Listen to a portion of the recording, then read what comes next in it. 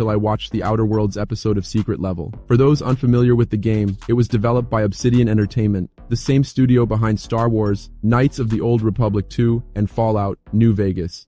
The story follows Honest Amos, a garbage worker who literally cannot tell a lie.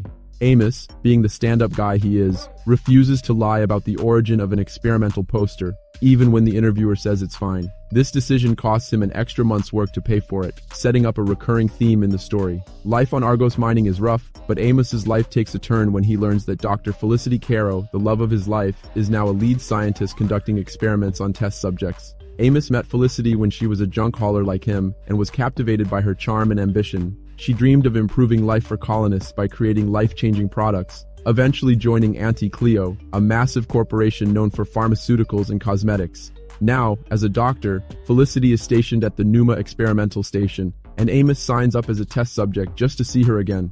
Over the course of 100 grueling experiments, ranging from acid tests to raptidon bites, Amos finally reunites with Felicity.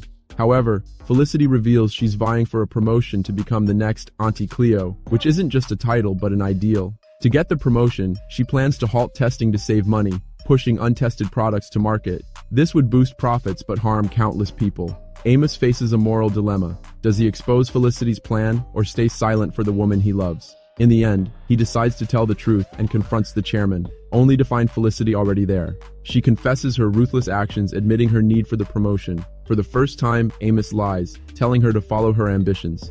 This tragic decision leaves Amos utterly alone, sacrificing his values for someone who likely never loved him. Exploited by both the company and Felicity, Amos embodies the tragedy of living a meaningless life and dying alone, the very fate he feared most. The final scene hints that Felicity's confession may have been a ploy to keep Amos silent all along. The Secret Level episode begins with Metal Man attacking Mega City, tying into the overarching storyline of Dr. Wily, the infamous antagonist. Dr. Light's assistant, Rock, aka Mega Man, proves his worth in battle, highlighting the moral: what we're made for isn't always what we're meant for. Next up is Exodus, a game announced in 2023 with a 2026 release window. The Secret Level episode explores themes of time dilation, familial love, and intergalactic adventure. Nick, the protagonist, sacrifices decades of his life to save his daughter Mari, culminating in a bittersweet ending that continues her legacy.